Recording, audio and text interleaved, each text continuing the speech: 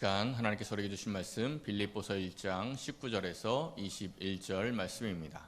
제주도에 장마가 시작이 되었다고 합니다. 지난주에 기사를 보니까 기상청에서 예보하기를 6월 10일 제주도를 시작으로 해서 7월 21일까지 우리나라에 장마가 이어진다고 합니다. 봄이 온다 싶었는데 코로나19 때문에 봄을 누려보지도 못하고 이 사람들의 불쾌지수가 많이 올라가는 이 장마가 벌써 시작이 되었습니다. 최근에는 이 문자 오는 소리만 들어도 짜증나는 사람들이 참 많이 있대요. 문자가 오면 무슨 문자가 오기 때문에 그렇습니까? 안전 안내 문자, 이 문자들이 계속 오니까 이 문자 소리 자체가 불쾌해지는 거죠. 최근에 쿠팡 물류센터에서 이 확진자가 나온 이후에 쿠팡 배달 기사들이 이 어려움을 참 많이 당했다고 합니다. 그 기사를 보고 나서 이 쿠팡 배달 기사, 괜히 죄도 없는 사람들한테 이 분노를 쏟아내는 그러한 사람들이 생기기 시작했다라는 것입니다. 이 지역에 확진자가 나왔다라는 이 안내 안전 문자가 우리에게 오면 환자를 걱정하는 사람이 별로 없습니다. 그 사람 이 전염병 걸렸으니 어떡하냐, 잘 이겨내야 되는데 이렇게 걱정하는 사람이 별로 없습니다. 또 어떤 인간이 전염된 거야 하면서 이 짜증내는 사람들이 더 많이 있죠. 그러니까 이 사람들이 지금 이 코로나19로 인해서 일상이 오랫동안 잠식되고 또 격리당하다 보니까 이 몸과 마음이 격리되어 있는 사람들처럼 이 스트레스가 극에 달해 있는 겁니다. 이 사람들의 마음의 공격성이 아주 높아져 있는 그러한 시대가 바로 지금 이 시대라는 거죠. 이렇게 이 사람들의 마음에 짜증이 많고 분노가 많고 공격성이 많은 이 시대에 이 성도들은 어떻게 살아가야 하겠습니까? 오늘 본문에 있는 이 빌립보서는 사도 바울의 옥중 서신 중에 하나입니다. 이 사도 바울이 감옥에 쓴 서신서라는 거죠. 이 사도 바울의 여러 서신서 중에서 에베소서, 빌립보서, 골로새서, 이 빌레몬서, 이 네 개의 서신서가 옥중 서신입니다. 이 갇혀 있는 상황에서 이 편지를 쓰는 거죠. 이 자가 격리도 참 힘든데 타인에 의해서 격리되어 있는 이 감옥에 갇혀 있다라는 것은 이 사람들의 몸과 마음과 심리적으로 참 큰 고통과 스트레스를 주는 그러한 자리가 이 감옥입니다. 근데 이 감옥에서 이 사도 바울이 편지를 쓸 때 공통점이 있습니다. 먼저 이 상대방에게 인사를 하고 나서 하는 첫 번째 말씀이 있는데 에베소서부터 보면 에베소서 1장은 찬송하리로다 하고 찬송으로 시작합니다. 빌립보서에서는 너희들을 생각할 때마다 내가 하나님께 감사한다라고 감사죠. 골로새서에서는 내가 너희들을 위해서 기도할 때마다 아버지께 감사한다 역시 감사로 시작을 하고 있습니다. 빌레몬서에서는 내가 항상 내 하나님께 감사하다라고 감사로 시작하고 있습니다. 이 격리되어 있고 언제 이 사형당할지 모르는 이러한 상황 속에서도 찬송과 감사가 이 사도 바울의 늘 첫 번째 표현이었다라는 것입니다. 이 바울이 이 감옥에서 어떻게 이렇게 감사와 찬송으로 살아갈 수 있었을까요? 사랑하는 성도 여러분, 오늘 이 말씀을 상고하면서 코로나19로 인해서 몸과 마음이 격리되어 있는 마치 감옥과 같은 이 세상 속에서도 바울의 마음을 품고 찬송과 감사로 살아가는 모든 성도님들이 되시기를 예수님의 이름으로 간절히 축원합니다. 첫째, 이 바울은 소망을 따라 살아갔습니다. 오늘 본문 19절과 20절을 보니까 이 사도 바울에게 간절한 기대와 소망이 있었다라는 것을 알 수 있어요. 이 간절한 기대와 소망으로 살아갔다는 거예요. 이 감옥에 갇혀 있는데 어떻게 이 바울에게 이 간절한 기대와 소망이 있었습니까? 19절에서 말씀하죠. 노란색 글씨만 보면 이것이 나를 구원에 이르게 할 줄 아는 거로라고 말씀합니다. 이것이 이 사도 바울이 구원에 이르게 할 줄 알기 때문에 이 기대와 소망이 있다는 겁니다. 그럼 이것은 뭘까요? 지금 사도 바울이 처해 있는 상황을 이야기합니다. 이 바울이 처한 상황이 오히려 바울에게 간절한 기대와 소망을 주었다라고 말씀을 하고 있는 거죠. 근데 바울의 상황은 여러모로 좋지가 않았습니다. 지금 60만 감옥에 갇혀 있는 것이 아니라 선교사로서 이 관계도 별로 좋지 않은 이 관계의 어려움 속에 있었던 사람이 바로 이 바울입니다. 바울이 로마에 도착하기 전에 이 로마에는 이미 교회가 있었습니다. 이 로마에 있는 교회들은 바울이 개척한 교회가 아니에요. 고린도에서 만났던 브리스길라와 아굴라가 로마에 와서 교회를 개척했던 그러한 교회도 있었고요. 그리고 성경에 기록이 되어 있지는 않지만 오순절에 예루살렘에서 은혜를 받고 로마로 돌아왔던 그러한 사람들에 의해서 세워진 교회도 있었습니다. 이 로마에 먼저 세워진 교회를 향해서 바울이 쓴 편지가 바로 이 로마서죠. 이 로마에 이 사도 바울이 도착을 했을 때 이 바울이 아주 위대한 사도이긴 했지만 로마에 있는 모든 성도들이 다 바울을 지지하고 다 좋아했던 것은 아닙니다. 이 성도들이 두 그룹으로 갈라져 있었어요. 오늘 보면 바로 앞에 있는 14절과 15절을 보니까 형제 중에 다수가 이 갇혀있는 바울을 생각하면서 더욱더 힘을 내면서 복음을 전했다라고 14절에서 말씀을 해요. 그런데 15절을 보니까 어떤 이들은 투기와 분쟁으로 복음을 전했다라고 말씀합니다. 이 14절에 나오는 이 사람들은 바울을 지지하는 사람들입니다. 그런데 25절에 나오는 사람들은 바울을 반대하는 그러한 사람들인 거죠. 이 바울을 반대하는 사람들이 투기와 이 시기심으로 이제 복음을 전했다라는 것입니다. 이 학자들은 이 사람들에 대해서 바울보다 먼저 예수님을 믿은 사람들이다 이렇게 이야기를 합니다. 그러니까 바울이 교회를 박해하고 열심히 예수님의 이 제자들을 잡으러 다닐 때 그때 먼저 예수님을 믿었던 사람들이 로마에 와서 교회를 세우고 이 성도들을 이끌어 나갔다는 거죠. 그러니까 이들은 교회의 지도층들입니다. 이들이 먼저 이 로마에서 교회를 세우고 열심히 복음을 전하다가 바울이 왔는데 이 바울을 환영하고 지지해 준 게 아니라 도리어 시기하고 질투했다는 것입니다. 그리고 17절을 보면 이들이 복음을 전하는 이유가 바울에게 괴로움을 더하게 하기 위하여서 이렇게 이야기를 합니다. 또한 순수하지 못하게 다툼으로 그리스도를 전파했다라고 말씀을 해요. 여기서 이 다툼이라고 번역된 헬라어 단어가 에리데이아라는 단어예요. 이 단어의 원뜻이 비열한 본성, 이기주의 이런 뜻이 있습니다. 이 단어의 유래가 에리두오라는 단어에서 유래되었는데 고용되어 일하다라는 뜻이에요. 그래서 이 뜻이 자기의 이익을 얻기 위해서만 이기적으로 일하는 자들. 이 고용되어서 일했는데 공동체나 아니면 그 단체가 아니라 그냥 오직 자기 나만 잘 되면 돼 이런 생각으로 일했던 사람들, 이러한 사람을 에리데이아 이렇게 불렀다는 거예요. 근데 예수님께서 이러한 사람을 부른 표현이 있죠. 두 글자. 뭐라고 불렀습니까? 이 사꾼이라고 했죠. 사꾼. 그러니까 지금 이 바울을 반대하는 사람들, 이 바울을 시기했던 사람들은 쉽게 말하면 교세 빼앗길까 걱정을 했다는 겁니다. 바울이 로마에 도착을 했는데 자기 교회 성도들 빼앗길까 이것을 걱정을 했다는 거예요. 그리고 바울이 감옥에 갇혀 있으니까 우리 바울이 옥에 갇혀 있는 동안 열심히 전도해서 우리 교세를 바울보다 더 키우자. 이런 생각으로 말씀을 전하고 복음을 전했다는 겁니다. 이게 참 답답하죠. 답답하고 속상한 상황입니다. 어떻게 이 예수님을 전한다는 사람이 저런 마음으로 예수님을 전할까 하고 이 속상할 수 있는 상황입니다. 그런데 이 상황 속에서 이 바울이 어떻게 생각을 합니까? 우리 빌립보서 1장 18절의 말씀 같이 한번 읽어보겠습니다.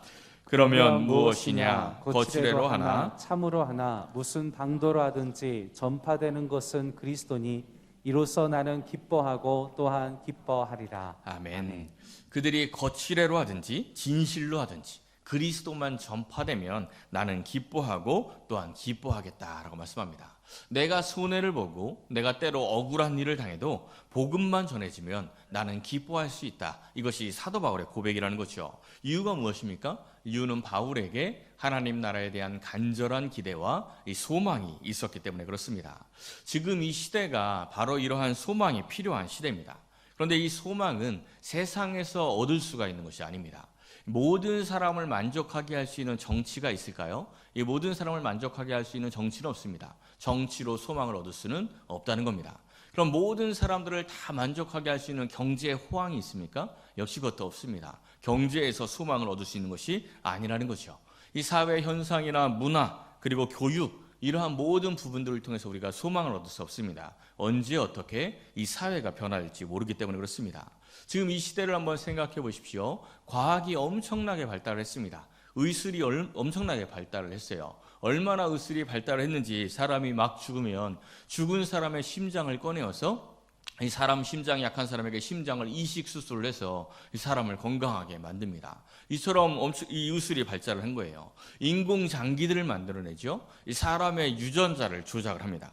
민간 우주 여행이 이제 곧 시작이 된다고 합니다. 지금 화성 탐사를 위해서 이 사람을 화성에 보내기 위한 그러한 모든 것들이 거의 다 준비가 끝났다. 이러한 기사들도 나옵니다. 그야말로 엄청나게 인류가 발달을 했는데 작년 말에 발생한 이 작은 바이러스 앞에 모든 사람들이 다 속수무책입니다. 이 세계를 다스린다고 하는 그 거대한 나라들도 이 수만 명이 사망을 하고 이 시신 처리를 못해서 냉동 컨테이너에다가 이 시신들을 쌓아두고 더 이상 처리를 못하는 그러한 일들이 일어났습니다. 모든 것을 다 할 수 있을 것 같은 이 시대에 이 바이러스 앞에 내놓은 대책이 뭡니까? 기껏 내놓은 대책이 손 깨끗하게 씻으세요. 마스크 쓰고 다니세요. 그냥 집에서 나오지 마세요. 이것이 이 세상에서 내놓은 대책입니다. 더 이상 할 수 있는 것이 없다는 거죠. 아무리 발전을 해도, 아무리 사람들이 성장을 해도 이 과학의 발달, 문명의 발달이 인간에게 참다운 소망을 줄 수 있는 것이 아니라는 겁니다. 이러한 현실 속에서 우리는 어떠한 방법으로 어떻게 이 소망을 얻을 수 있을까요? 이 사도 바울이 자신이 감옥 속에서도 간절한 기대와 소망을 갖게 된 그 비결을 말씀해 주고 있습니다. 19절 말씀을 다시 보십시오. 어떻게 얻고 있습니까? 이것이 너희의 간구 그리고 예수 그리스도의 성령의 도우심으로 내가 이 간절한 기대와 소망을 얻게 되었다라고 말씀하고 있습니다. 기도할 때 소망이 있는 것입니다. 우리가 기도할 때 성령께서 도우시는 겁니다. 우리가 기도할 때 우리가 구원에 이르게 되는 그 소망을 얻게 되는 것입니다. 기도의 3요소를 3기라고 하죠. 기도하고 기대하고 기다리라, 이렇게 이야기합니다. 기도할 때 우리가 기대할 수 있습니다. 기대할 때 우리가 기다릴 수가 있는 거죠. 사랑하는 성도 여러분, 정말 소망이 없는 시대입니다. 지쳐가는 시대이죠. 이러한 세상일수록 우리 성도들은 더욱더 하나님 나라에 대한 소망을 품고 기도하고 기대하고 기다리시는 복된 성도 여러분 되시기를 예수님의 이름으로 간절히 축원합니다. 두 번째는 이 사도 바울은 온전한 담대함으로 살아갔습니다. 오늘 20절 말씀을 보니까 지금 이 상황이 참 좋지 않았는데 이 사도 바울의 고백이 지금도 전과 같이 온전히 담대하여 라고 말씀합니다. 이 상황도 좋지 않은데도 온전히 전과 같이 여전히 담대하다는 것입니다. 우리는 보통 언제 담대해집니까? 일반적으로 사람들이 담대해질 때는 이 상황과 환경을 통해서 담대함을 얻습니다. 한 20, 30년 전에 이 배우 박주훈 씨가 주연을 했던 영화 중에서 총잡이라는 영화가 있었어요. 혹시 기억나시는 분 있을지 모르겠습니다. 이 영화의 내용이 뭐냐면 아주 소심했던 남자가 우연히 권총을 하나 얻습니다. 이 권총을 하나 얻고 나니까 마음이 좀 용기가 생기는 거예요. 강도를 봐도 좀 자기 안에 권총이 있으니까 담대함이 생기는 거죠. 이 소심했던 남자가 이 총 하나로 인해서 이 사람이 담대해지고 문제들을 하나씩 해결해 나가는 그러한 이야기가 총잡이라는 영화입니다. 이 영화에서 상징하는 바가 있겠죠. 이 사람들에게 각자의 그 총이 있습니다. 어떠한 사람은 돈이 총이 됩니다. 이 돈이 많아지면 담대해지는 거죠. 돈이 없으면 그냥 막 주눅이 들고 힘이 빠집니다. 어떠한 사람에게는 학력이 이 총이 됩니다. 어떠한 사람에게는 인맥이, 또 어떠한 사람에게는 권력이, 어떠한 사람에게는 외모가, 이 각자 자기가 가지고 있는 그 총이 있다는 겁니다. 이 자기가 자기를 담대하게 만들 수 있는 그런 어떤 무엇인가 있다라는 것입니다. 그런데 이 총은 근본적인 담대함이 되지 못합니다. 금방 사라져버릴 그러한 것이라는 거죠. 이 세상에서 가장 가치 있는 용기, 가치 있는 담대함은 진실이 주는 용기라고 이야기를 합니다. 진실한 사람은 당당하고 진실한 사람은 담대할 수가 있습니다. 그런데 그보다 더 가치 있는 담대함, 더 가치 있는 용기는 바로 이 신앙이 주는 용기, 신앙이 주는 담대함입니다. 이것이 참된 용기라는 것이죠. 이 종교학자 마틴 루터에 대한 아주 유명한 일화가 하나 있습니다. 이 루터가 종교개혁을 일으킬 때 굉장히 많은 공격을 받습니다. 교황청에도 공격을 받고 또 사회적으로도 정치적으로도 굉장히 많은 공격을 받아요. 그냥 신앙적인 공격만 받은 게 아니에요. 근데 이 루터가 이러한 외부적인 공격 때문에 힘들어하지 않았습니다. 루터가 정말 힘들었던 것은 영적 공격이었어요. 이 루터가 어느 날 이 질병 때문에 누워 있는데 사탄이 나타납니다. 그래서 루터에게 두루마리를 하나 펼쳐서 보여주는데 이 두루마리에 적혀 있는 내용이 뭐냐면 루터의 죄들이에요. 루터의 온갖 죄들이 두루마리에 쫙 기록이 되어 있습니다. 루터가 얼마나 그 괴롭겠습니까? 이 괴로워하는 마음 가운데 이 사탄이 막 옆에서 찌릅니다. 야, 너같이 죄인이 무슨 하나님의 일을 하냐? 너 같은 게 무슨 종교개혁을 일으키냐? 하면서 이 죄의식을 자극을 하면서 종교개혁을 포기하게 만듭니다. 그런데 이 루터가 막 괴로워하다가 하나님의 말씀이 번뜩 떠오르는 거예요. 그때 떠오른 말씀이 요한일서 1장 7절의 말씀입니다. 예수의 피가 우리를 모든 죄에서 깨끗하게 하실 것이다. 이 죄책감에 괴로워하던 이 루터가 이 사탄 앞에서 담대하게 말합니다. 그래, 나는 죄인이다. 그럼에도 불구하고 예수의 피가 나를 깨끗하게 하셨다. 이렇게 이 말씀으로 이 사탄을 물리치고 이제 이 신앙적인 담대함을 얻고 모든 어려움을 이겨내고 이 종교 개혁을 완수하게 됩니다. 이 신앙인의 담대함의 근거는 바로 이 하나님의 말씀이 됩니다. 하나님의 말씀을 들을 때 우리가 담대함을 얻는 것이고 하나님의 말씀을 전할 때 또한 담대함을 얻게 되는 것입니다. 이 사도 바울이 오늘 담대하다라고 말씀을 했는데 이 담대하다라고 번역된 단어가 헬라어로 팔레시아라는 단어예요. 대담함, 솔직 이러한 뜻 외에도 밝힘, 또 밝히 드러냄, 신뢰, 확신 이런 뜻이 있습니다. 이 사전에 보니까 보조적인 설명으로 모든 것을 말하는 자유, 진리에 대한 개방성 이렇게 써 있어요. 그러니까 요즘으로 이야기하면 언론의 자유 이런 거예요. 근데 언론의 자유가 어떻게 담대함이라는 뜻이 되었을까요? 요즘 이제 중국 생각해 보면 좀 알 수 있을 것 같아요. 중국에서 코로나19에 대해서 막 비방하는 기사를 쓰거나 중국 정부에 대해서 비방하는 기사를 쓰는 기자들이 어떻게 됩니까? 막 그런 기사들을 썼다가 얼마 안 있다가 실종되었다. 뭐 이런 기사들이 나오죠.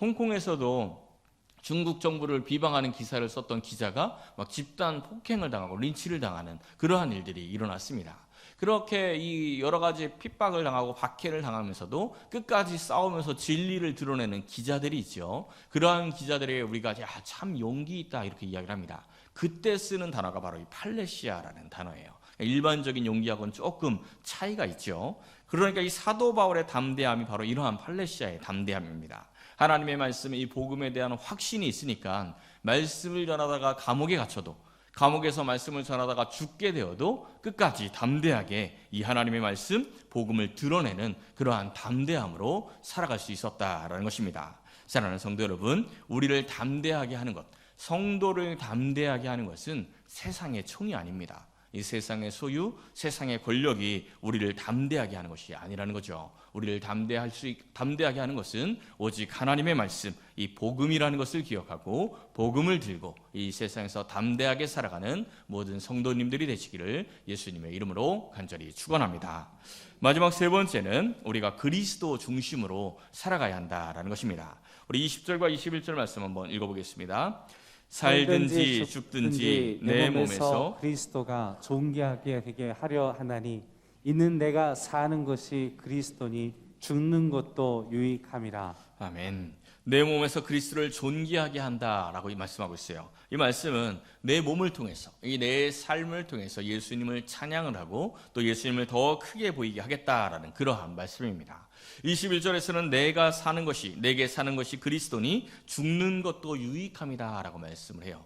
그러니까 사도 바울이 지금 감옥에 갇혀 있는데 감옥에서 풀려나든지 아니면 감옥에 계속 갇혀 있든지 아니면 여기서 사형을 당해서 죽든지 나는 아무런 관계가 없다, 이런 이야기입니다.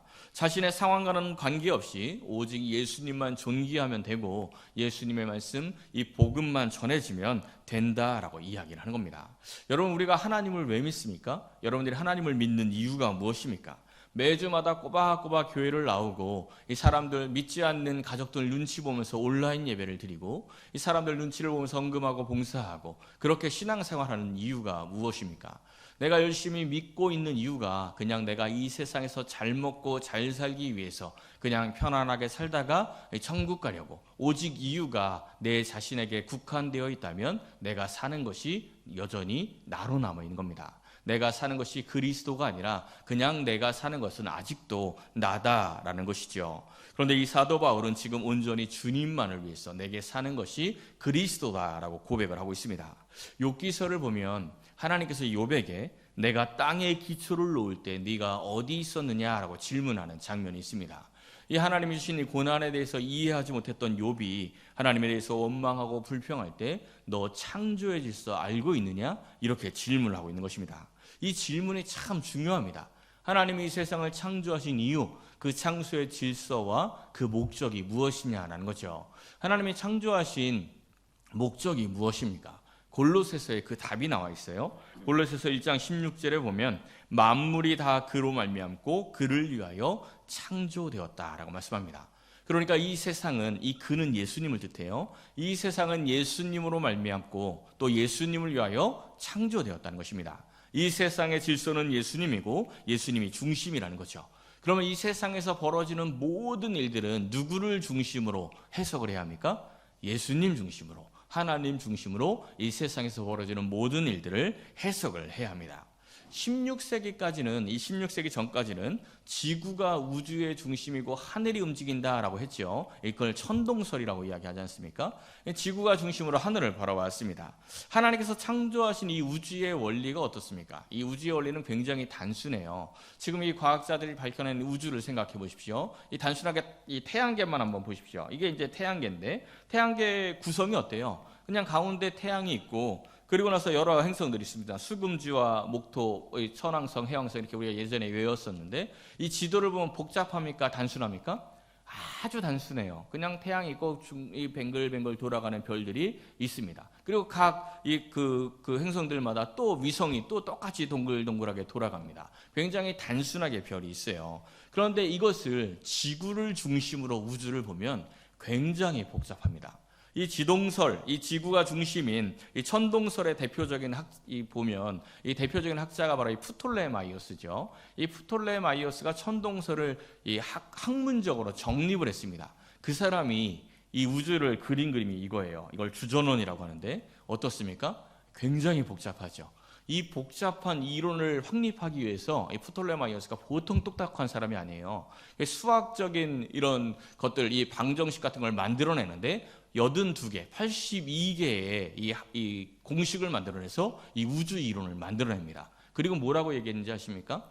하나님 이 창조주가 우주를 너무 복잡하게 만들었다고. 똑똑한 나한테 좀 조언을 구했으면 이 우주를 단순하게 만들 수 있게 했을 텐데 너무 우주를 복잡하게 만들었다. 이렇게 이야기를 했습니다. 지가 봐보면서 하나님은 단순하게 만들어놨는데 지가 세상을 복잡하게 보면서 이 창조주가 우주를 복잡하게 만들었다. 이렇게 불평을 했다는 것이죠. 요즘에는 이제 거의 없는데 놀이터에 가면 옛날에 이 동그랗게 생긴 그 놀이기구 아시죠? 뱅글뱅글 막 돌아가는 것. 그거 타보셨습니까? 그 안에 들어가서 애들 막 돌면 보통 막 이 고개 이렇게 뒤로 돌려서 바깥을 막 쳐다볼 때가 있어요. 거기 타서 이 세상을 보면 세상이 어떻게 보이십니까? 막 그냥 휙휙 돌아가죠. 세상이 막 휙휙 돌아가고 정신이 하나도 없습니다. 그 막 돌다가 내리면 막 비틀비틀 하다가 넘어지고 자빠지고 막 이렇게 합니다. 그런데 바깥에서 그걸 보면 어때요? 바깥에서 그 돌고 있는 아이를 보면 그냥 그 자리에서 뱅글뱅글 돌고 있는 거예요. 단순합니다. 뭐 세상이 휙휙 돌아가지 않아요. 굉장히 단순하게 그 자리에서 뱅글뱅글 돌고 있는 것이죠. 신앙도 이와 비슷합니다. 예수님 중심으로 예수님의 눈으로 우리의 삶을 해석하면 단순합니다. 그냥 그 자리에서 돌고 있는 거예요. 별로 복잡한 거 없지요. 그런데 타락한 우리의 본성으로 우리 중심으로 내 중심으로 세상을 보니까 세상이 이해되지 않습니다. 세상이 휙휙 돌아가고 있고 너무나 복잡하고 어지러워서 불평하고 불만하고 원망할 수밖에 없게 된다는 것입니다. 그래서 하나님께서 욥에게 물으신 겁니다. 너 이 세상을 창조할 때 어디 있었느냐? 너 지금 누구의 눈으로 세상을 바라보고 있느냐? 이렇게 질문하신 거죠. 사도 바울은 철저하게 그리스도 중심이었습니다. 철저하게 예수님 중심으로 사나 죽으나 예수님을 위하여 살아갔습니다. 그러니까 인생 가운데 만나는 그 모진 환난과 곤고 이 폭풍 속에서도 흔들리지 아니하고 소망과 담대함으로 살아갈 수 있었습니다. 그의 인생이 단순하게 보였기 때문이죠. 코로나19로 지치고 힘든 분들이 지금 우리 성도들 가운데도 많은 줄 압니다. 이 어려운 상황 속에서 내 중심의 시선이 아니라 하나님 중심의 시선으로 이 세상을 바라보시길 바랍니다. 그리할 때 이 세상이 좀 더 단순하게 보일 것입니다. 이제 곧 장마철이 시작이 됩니다. 장마철이 시작이 되면 먹구름에 태양이 가려져서 이 태양이 잘 보이지 않는 시기가 오래됩니다. 태양이 우리 눈에 보이지 않아도 태양은 여전히 이 땅을 비치고 여전히 이 세상을 살아가게 합니다. 우리가 힘든 상황 속에서 때로 하나님의 은혜를 잊어버릴 때에도 하나님의 은혜와 사랑은 여전히 우리를 비추이고 있고 우리를 이 땅에서 살아갈 수 있는 그 힘을 주고 있습니다. 사랑하는 성도 여러분, 기도함으로 소망을 얻고 말씀을 통해 담대함을 얻으시길 바랍니다. 오직 하나님 중심, 예수님 중심으로 이 세상을 바라보아서 복잡하고 어지럽고 힘든 것이 아니라 주님의 마음으로 기뻐하고 또한 기뻐하는 복된 삶을 살아가시기를 예수님의 이름으로 간절히 축원합니다.